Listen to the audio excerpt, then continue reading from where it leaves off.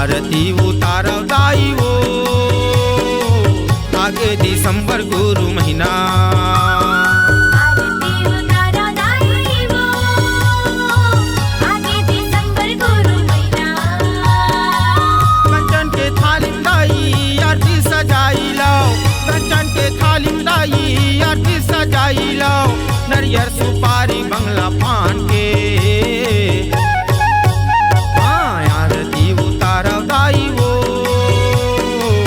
आगे दिसंबर गुरु महीना।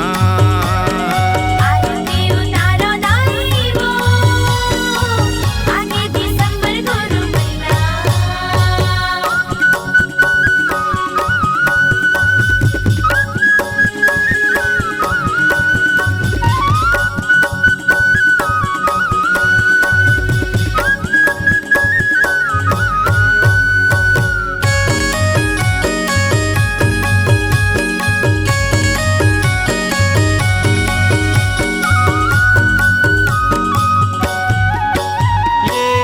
लगे ध्युना दाई काहे लगे बाती वो काहे लगे बाती। काहे लागे ध्युना दाई काहे लागे बाती वो काहे लागे बाती। हाँ काहे लगे बाती दाई काहे लगे बाती वो। काहे लागे बाती दाई काहे लागे बाती वो।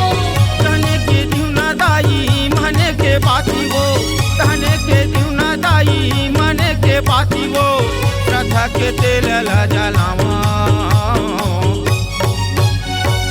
आरती उतारो दाई वो आगे दिसंबर गुरु महीना। आरती उतारो दाई वो आगे दिसंबर गुरु महीना।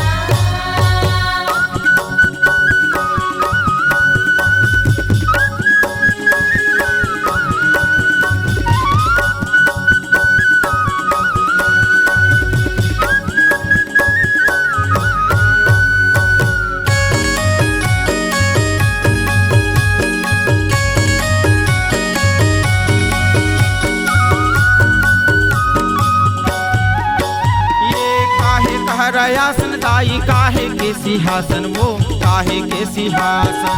काहे करे आसन दाई काहे के सिंहासन वो काहे के सिंहासन। हाँ काहे के सिंहासन दाई काहे के सिंहासन वो। काहे के सिंहासन दाई काहे के सिंहासन वो। सेते के आसन दाई सेते सिंहासन वो, सेते के आसन दाई सेते सिंहासन वो, सेते के गदिया लगावा। आरती उतारो दाई वो आगे दिसंबर गुरु महीना। आरती उतारो दाई वो आगे दिसंबर गुरु महीना। कंचन के थाली में दाई आरती सजाई लाओ, कंचन के थाली मैया आरती सजाई लाओ, नरियर सुपारी बंगला पान